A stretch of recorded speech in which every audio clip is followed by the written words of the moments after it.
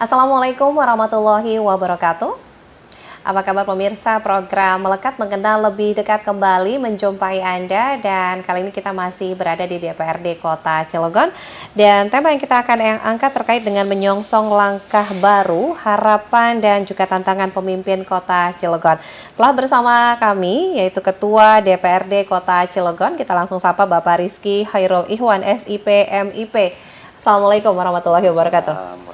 Sehat Pak Ketua? Alhamdulillah sehat. Alhamdulillah, ini kayaknya luar biasa padat-padatnya nih jadwal ya Pak Ketua ya. Iya. Baik, tadi juga baru selesai rapat begitu ya. Iya, benar. Dan ini kita coba ganggu sebentar di sela-sela kesibukan. Tengah diguyur hujan sepertinya Kota Cilegon hampir merata. Mudah-mudahan selalu diberikan kesehatan juga ini untuk pemirsa program Melekat. Tema kita ya cukup menarik Pak Ketua terkait dengan menyongsong langkah baru, harapan dan juga tantangan pemimpin Kota Cilegon. Nah, ini kita ketahui bersama pemirsa bahwa Kota Cilegon ini sebuah kota industri di Provinsi Banten yang juga kaya akan potensi, kemudian juga konsisten dikembangkan mulai dari sektor ekonominya, kemudian juga sektor budaya maupun juga infrastruktur. Nah, Pak Ketua bagaimana melihat antusiasme masyarakat mungkin sebelum-sebelumnya ya, sebelum kita masuk ke tema terkait dengan partisipasi pemilih pada Pilkada Kota Cilegon di 27 November yang lalu? Iya, kita mengucapkan syukur alhamdulillah bahwa memang partisipasi dalam pemilihan kontestasi pilkada pada hari ini cukup tinggi, dan kita juga berterima kasih kepada masyarakat yang telah berpartisipasi dalam menentukan hak pilihnya. Ini merupakan wujud kedewasaan demokrasi di Kota Cilegon bahwa masyarakat sekarang sudah lebih aware terhadap pemimpinnya, dan ini menjadi investasi politik yang baik ke depannya supaya kita bisa menentukan arah politik Kota Cilegon di masa yang akan datang. Ya, ini luar biasa kontribusi masyarakat juga terkait dengan partisipasi pemilih di tanggal 27 November. Artinya ini pesta demokrasi yang juga dilakukan secara jurdil dan juga luber begitu. Sudah direkapitulasi kemarin ya oleh KPU dan sudah diplenokan sepertinya ya Pak? Sudah, alhamdulillah kemarin kita berjalan untuk kontestasi pilkada di Kota Cilegon ini alhamdulillah kondusif. Ini juga berkat dari kerjasama antara unsur Forkopimda. Kemudian saya juga mengucapkan terima kasih dan apresiasi yang setinggi-tingginya kepada pihak penyelenggara, kemudian kepada TNI, Polri yang telah memberikan cipta kondisi di Kota Cilegon sehingga pilkadanya berjalan dengan aman dan kondusif. Oke, ini antara kerjasama antara seluruh lapisan begitu ya. Baik, bukan hanya dari penyelenggara tapi juga unsur keamanan sudah melancarkan, Forkopimda juga dan tentu juga saja masyarakat di masyarakat. Alhamdulillah berjalan lancar dengan cukup banyak kemarin yang mengikuti kontestasinya, ada 3 pasangan. Ada 3 pasangan. Dan alhamdulillah sudah ditentukan begitu ya, berdasarkan dari hasil langsung dari pemilihan di tanggal 27 November kemarin dari masyarakat.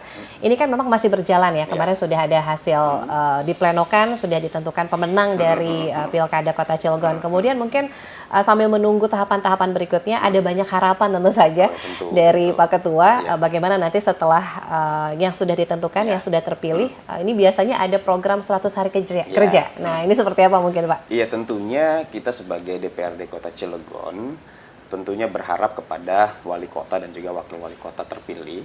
Itu kan sebelum mereka berkontestasi itu kan ada janji-janji politik. Nah, janji-janji politik inilah yang harus ditunaikan, harus bisa direalisasikan.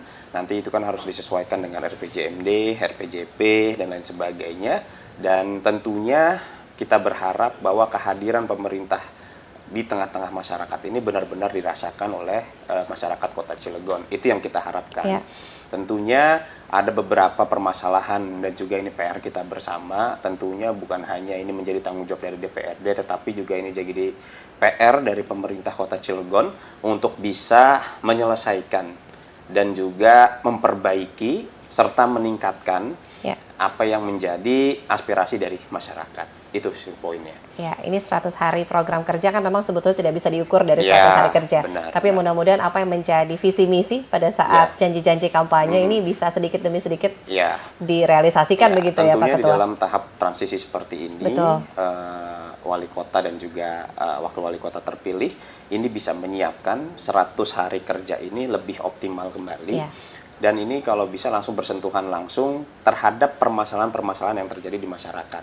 Sehingga bisa ada pembenahan-pembenahan walaupun belum 100% minimal bisa dicicil di angka mungkin 30-40%. Ya, ini kan ada banyak perubahan-perubahan nanti yang diangkat begitu. Selain tadi 100 hari program kerja, kemudian merealisasikan visi misi janji kampanye, kemudian juga mungkin ada mengangkat potensi-potensi yang ada di Kota Cilegon. Tadi kan selain PR-PR begitu, tapi juga ada yang perlu diangkat dari potensi-potensi yang mungkin sebelumnya belum optimal begitu Pak Ketua. Apa kira-kira? Tentunya potensinya yang lebih utama adalah bagaimana pendekatan objek pajak ini supaya lebih maksimal kembali. Karena ini kan berkaitan dengan pendapatan asli daerah Kota Cilegon. Kan?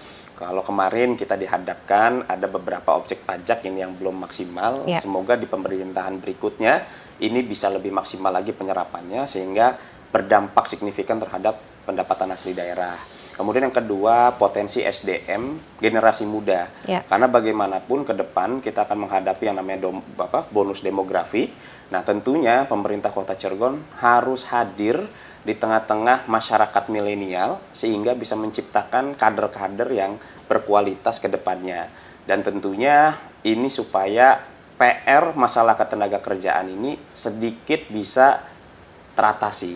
Itu yang paling penting. Makanya nanti pemerintah bisa mempunyai terobosan-terobosan, inovasi-inovasi yang tentunya memang ke depan ini kan kita dipimpin oleh anak muda. Tentunya kan anak muda ini harus punya pemikiran-pemikiran yang lebih fresh, pemikiran-pemikiran yang out of the box, yang bisa memang meningkatkan kualitas dari SDM masyarakat Kota Cilegon. Baik, jadi ini PR-nya selain juga bisa menggali potensi untuk menambah PAD dari sektor pajak terutama yang memang sudah baik bisa dioptimalkan. Mungkin juga ada sektor-sektor pajak lainnya yang mungkin sebelumnya belum optimal bisa terus digenjot begitu ya Pak Ketua. Terutama bagaimana potensi dari BUMD yang dipunyai oleh pemerintah kota. Kayak misalnya kan kita punya BPRS, kemudian kita punya PCM, kita punya PDAM. Tentunya ini menjadi sektor-sektor yang memang harus terus ditingkatkan dan lebih dikembangkan kembali lah. Tentunya dari pendekatan-pendekatan bisnisnya juga seperti apa itu harus terukur semuanya. Karena ini korelasinya untuk meningkatkan pendapatan asli daerah. Karena memang kembali lagi nanti dalam bentuk pelayanan untuk masyarakat.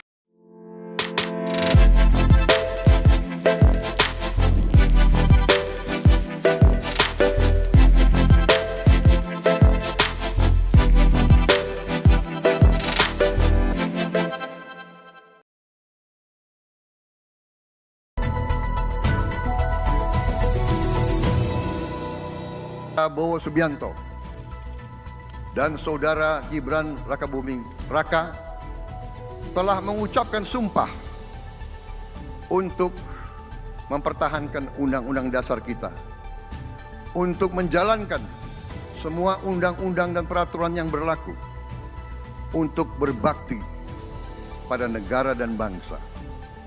Dalam rangka memperingati HUT ke-392, pemerintah Kabupaten Tangerang menyelenggarakan kegiatan Karnaval Budaya yang diikuti ribuan peserta dari masyarakat Kabupaten Tangerang. Meski setahun sudah Israel melayangkan serangan ke Palestina, hingga kini intensitas serangan udara dan darat terus meningkat. Untuk itu, Mercy mendesak dan menyerukan agar Israel menghentikan serangan terhadap bumi Palestina. Halo Indonesia kembali menemani waktu istirahat Anda. Informasi tadi akan menjadi informasi utama kami. Saya Nina Rostiana, inilah Halo Indonesia selengkapnya. Masih di Voice On Air dan tentunya masih bersama gue Eka Arfiana Rahmawati.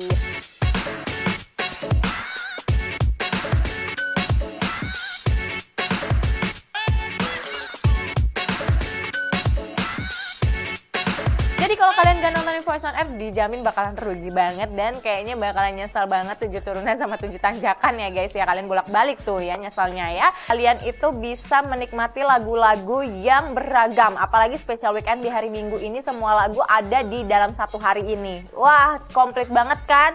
Iyalah jelas.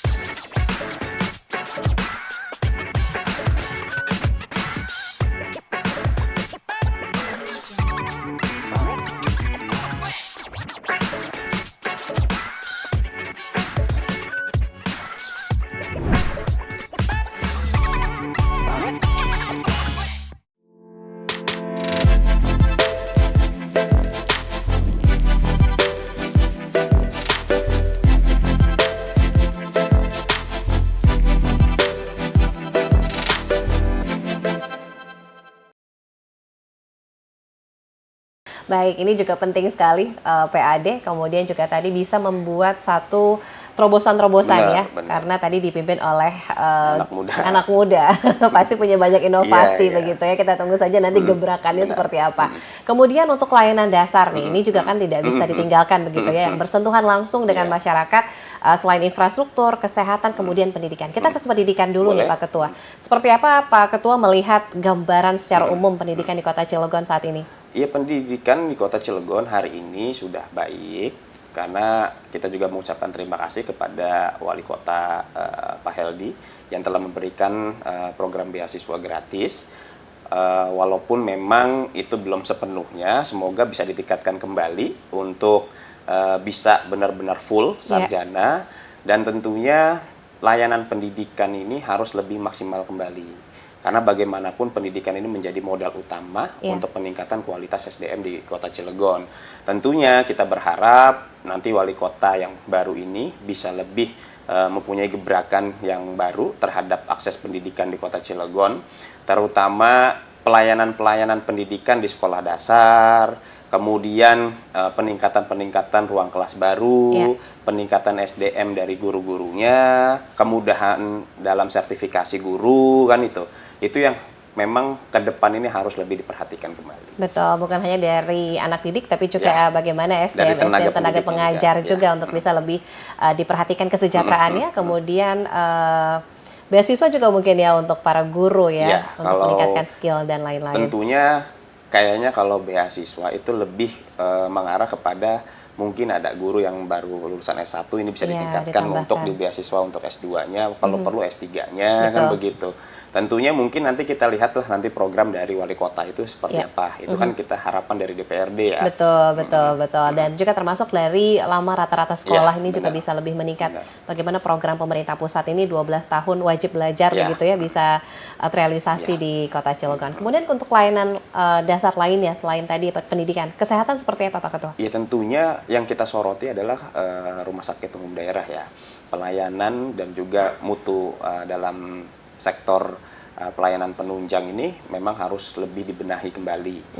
Karena jangan sampai pasien itu menunggu terlalu lama di UGD, misalnya kan seperti itu, yang harusnya membutuhkan ruang perawatan dan lain sebagainya, akhirnya jadi terlantar. Inilah yang kita tidak menginginkan kembali. Tentunya sektor-sektor di posyandu dan juga di puskesmas ini juga harus bisa lebih teratasi kembali, kalau bisa lebih ditingkatkan, terutama terhadap kader-kader kesehatan yang ada di lingkungan masing-masing.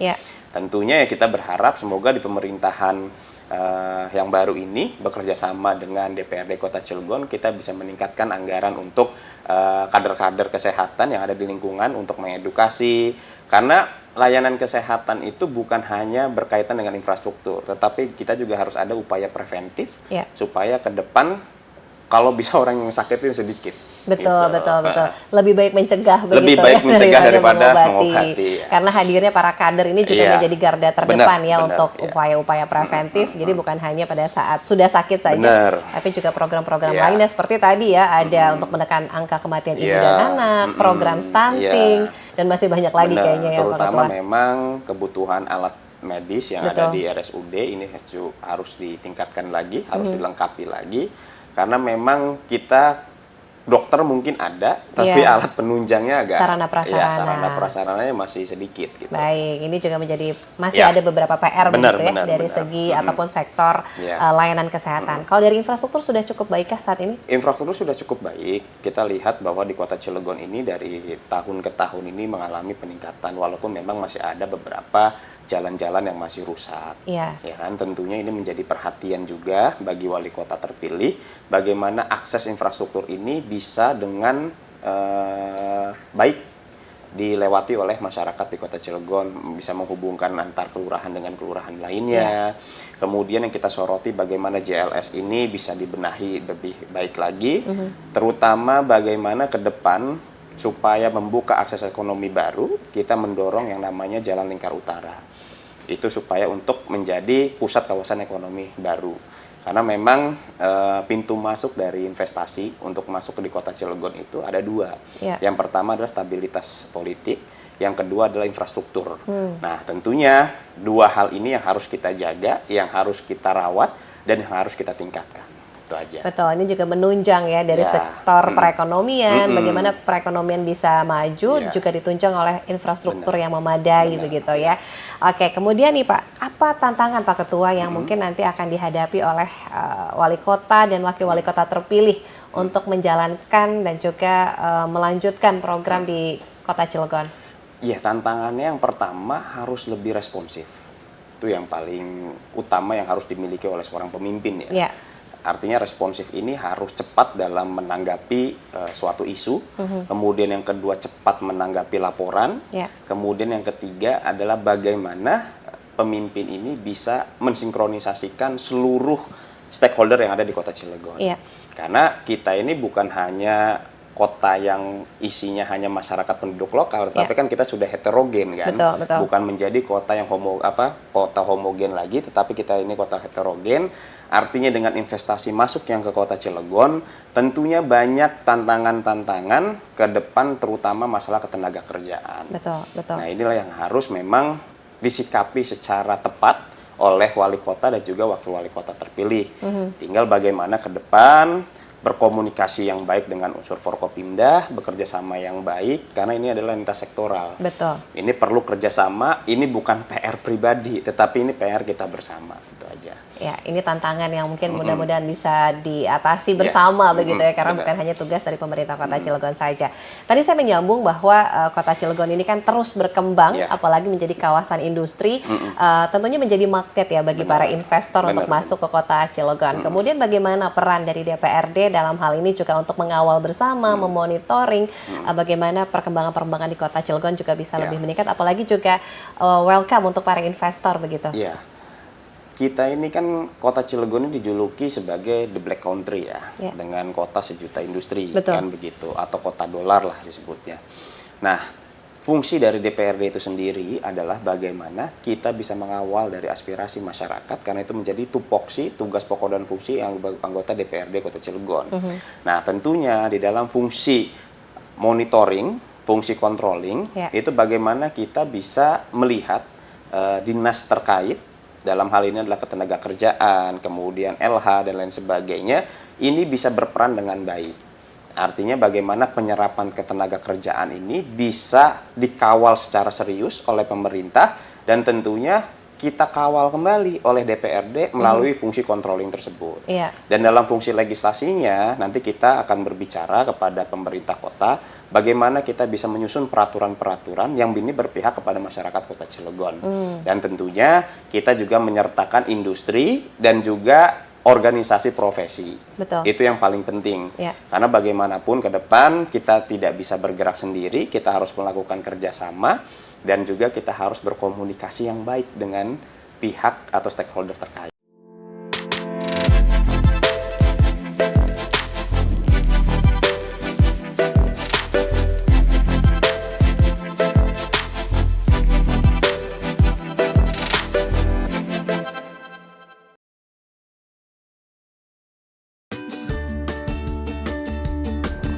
Sudut yang di bawah kita akan tarik ke atas menjadi seperti ini.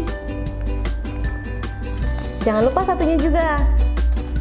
Yang pertama, jog in place. Jog in place ini adalah lari di tempat. Okay, let's start. 1 flower.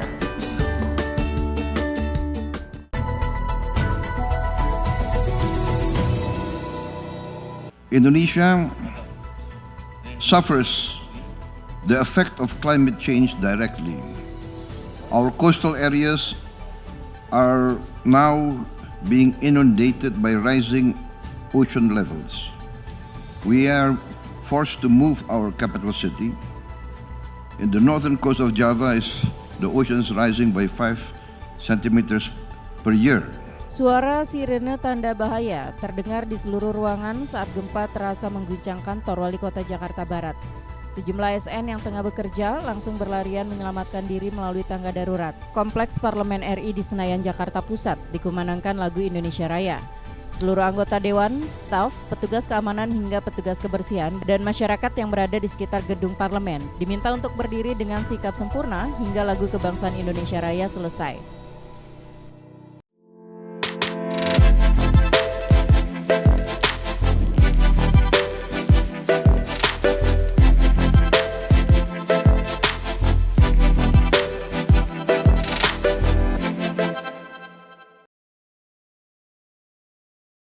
Betul, betul. Jadi welcome terhadap investor, namun juga tidak meninggalkan aspek-aspek kelestarian lingkungan. Iya. Nah, ini juga kan ada Benar. dampak yang mungkin juga ditimbulkan, apalagi di kawasan industri. Seperti Iya. apa fungsi monitoringnya nih Pak Ya, Dewan? fungsi monitoringnya adalah bagaimana ke depan kita bisa melihat bahwa limbah-limbah yang dilakukan atau hasil produksi yang dilakukan oleh industri ini benar dan telah sesuai aturan. Ya. Itu kita harus jamin, karena jangan sampai nanti masyarakat ini yang menjadi terkena dampaknya. Betul. Gitu. Nah, inilah fungsinya bagaimana Dinas Lingkungan Hidup sebagai satuan OPD yang memang berfungsi untuk dalam penegakan di bidang tersebut. Gitu. Nah, inilah yang harus kita benar-benar kawal. Jangan sampai itu tadi kita dapat sisa-sisanya aja, dapat limbahnya aja gitu. Itu Betul, yang nggak betul. kita inginkan. Gitu. Baik, jadi memang harus ada studi terlebih dahulu di awal ya Iya. untuk dampak lingkungan yang apalagi kan ditimbulkan. kita kan bagaimana dalam menyusun AMDAL itu harus tepat. Betul. Kemudian juga harus diimbangi dengan visibility study-nya juga gitu kan. Supaya itu tadi jangan sampai investasi yang masuk ke Kota Cilegon ini ya akhirnya ada dampak destruktifnya juga bagi Betul, Kota Cilegon. bagi Kota Cilegon dan Jangan terutama sampai. masyarakat, Yang ya. kita inginkan adalah dampak konstruktifnya. Betul, gitu. betul, betul.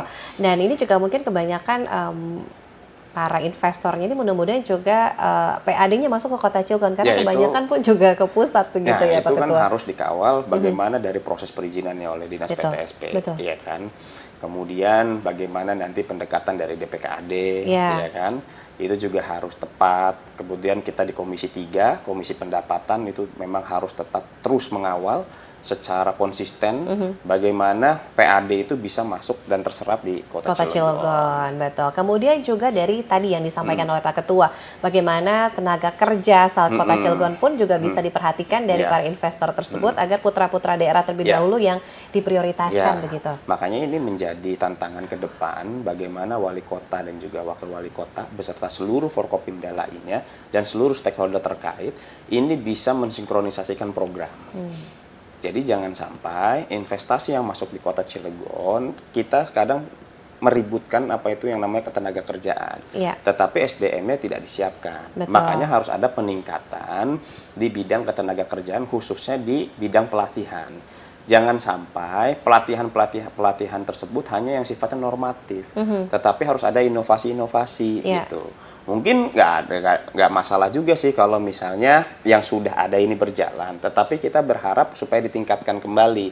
Karena kan nggak semuanya yang masuk dalam industri itu harus sarjana teknik. Iya. Tentunya industri juga kan punya peran untuk akuntabilitas dan juga berkaitan tanggung jawab apa sih yang menjadi produksinya mereka kan. Kemudian yang kedua bagaimana mereka itu mengolah limbahnya itu dengan baik. Kan ini harus ada transparansinya. Kan ini kan bisa nih konten-konten kreator dilibatkan dalam proses edukasi tersebut kepada masyarakat. Jadi ini bukan cuma tanggung jawab dari Humas dan CSR-nya saja, tetapi ini ada peran dari masyarakat Kota Cilegon yang khususnya yang milenial. Ini bisa punya kesempatan untuk bisa menjadi konten kreator di industri-industri tersebut gitu. Nah, inilah mungkin terobosan-terobosan yang bisa dilakukan. Ya. Tuh. Baik, jadi selain dari SDM-nya yang memang sesuai dengan kebutuhan industri, tapi juga ada sektor-sektor lain ya yang juga bisa digali mengikuti perkembangan zaman biasanya. Karena memang semuanya sudah melek digital. Jadi semuanya pun berbau dengan media sosial terutama. Kemudian Pak Ketua, tadi selain juga dari sektor tenaga kerjaan, bagaimana juga mungkin dari pimpinan yang baru nanti bisa bersinergi kemudian mengatasi ketimpangan ekonomi. Nah, ini juga yang menjadi satu PR begitu. Seperti apa? Ya tentunya ini kan menjadi PR kita bersama, terutama leading sektornya adalah di pemerintah kota. Ya. Terutama dalam penetapan UMK dan lain sebagainya, tetap nanti kita lihat nanti dari pusat, itu hasilnya seperti apa. Kalau nggak salah nanti mungkin di minggu depan tuh penetapannya. Tetapi yang kita harapkan supaya tidak terjadi ketimpangan ekonomi yang agak signifikan, perlu ada upaya terobosan-terobosan baru dari pemerintah kota dan terhadap dari DPRD juga dalam proses pengawalan kebijakan. Itu yang paling penting. Terutama bagaimana ke depan ini bisa menciptakan industri-industri kreatif yang baru yang menjadi mungkin ekonomi alternatif lah. Selain dari industri, kita juga ternyata punya di sektor lain. Ekonomi kreatif misalnya. Gitu. Makanya kita ke depan khusus untuk menghadapi yang namanya bonus demografi, saya menyarankan kepada pemerintah yang nanti akan berjalan ini, tolong buat yang namanya youth center sebagai pusat inkubator dari anak-anak muda sehingga bisa menciptakan suatu inovasi atau mungkin industri-industri baru gitu. Karena kan bukan hanya kita bekerja sebagai karyawan saja di dalam industri, tetapi kita bisa menciptakan lapangan pekerjaan sendiri dengan mensinkronisasikan beberapa program yang dimiliki oleh komunitas-komunitas. Kalau kita sinkronisasikan jadi satu, ini kan menjadi inkubator baru. Nah, ada wadahnya. Ada wadahnya. Nah, itu kan tentunya kita sih harapannya dari hulu ke hilir ini diperhatikan oleh pemerintah kota. Jadi bukan hanya kita itu hanya sekedar memberikan edukasi, melakukan pendampingan, tetapi dari segi market tidak disiapkan. Nah, itu yang paling penting, bagaimana pemasarannya ini bisa ditopang oleh pemerintah kota juga. Betul, pelatihan, pembinaan, kemudian juga pemasaran. Karena banyak juga sekarang pelaku UMKM gitu yang hadir bermunculan. Karena bisa bikin produk, tapi bingung ngejualnya kemana. Pemasarannya gimana? Kalau bisa sih ya, misalnya di Kota Cilegon ini bikin, ini hanya contoh aja ya, misalnya semacam kopi yang mungkin menjadi mereknya Cilegon. Kan kebetulan di DPRD ini kan sering ada rapat, ada tamu, ya kan. Kita juga kan kadang ada tamu dalam penyajian. Ya kenapa nggak? Itu penyajiannya itu dari kopi asli Cilegon, kan begitu. Terus makanan-makanan mungkin kayak gipang, yang bentuknya mungkin di toples yang kadang kalau ketemu setiap mau lebaran aja, kenapa nggak dibikin kayak permen, kan begitu. Yang gampang begitu ya. Saji gitu. Jadi lah itu terobosan-terobosan inilah yang perlu memang harus dikawal betul oleh dinas terkait gitu. Kalau bisa ya kepala dinasnya harus anak muda juga supaya ada terobosan-terobosannya gitu. Betul. Jadi ketua dewannya sudah anak muda. Iya, jadi nggak normatif gitu loh. Jadi nggak konvensional. Gitu. Jadi harus ada selalu meng-create yang baru, terobosan baru mengikuti selera saat ini begitu ya.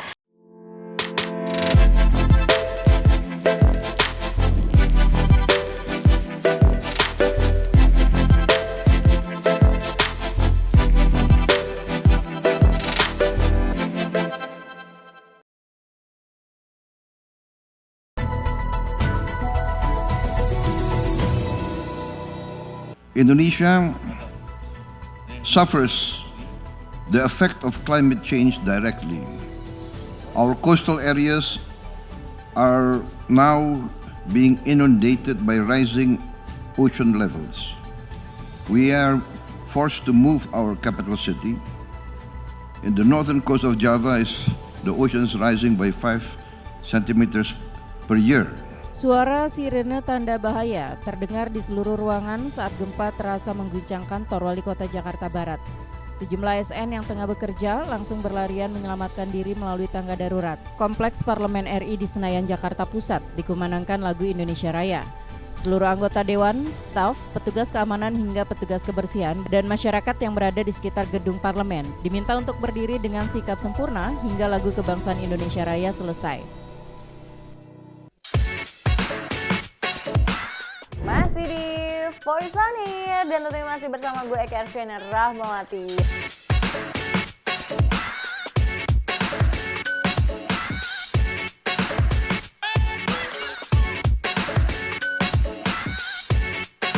Jadi kalau kalian gak nontonin Voice On Air, dijamin bakalan rugi banget dan kayaknya bakalan nyesal banget 7 turunan sama 7 tanjakan ya guys ya. Kalian bolak-balik tuh ya nyesalnya ya. Kalian itu bisa menikmati lagu-lagu yang beragam. Apalagi special weekend di hari Minggu ini semua lagu ada di dalam satu hari ini. Wah, komplit banget kan?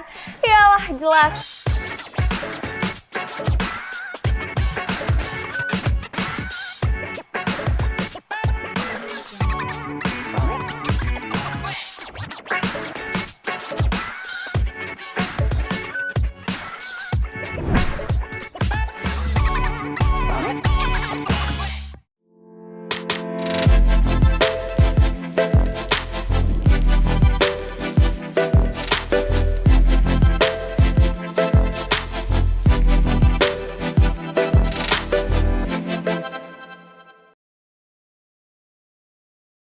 Kemudian bagaimana kolaborasi nanti yang akan dilakukan dalam hal ini DPRD, kemudian juga dengan eksekutif nanti. Nah ini seperti apa kolaborasinya nanti? Tentunya kan kalau kita di dalam Forkopimda, ya kan, artinya tetap kita harus bisa menjalin komunikasi yang baik, dan juga kita harus ada pertemuan rutin supaya mensinkronisasikan program.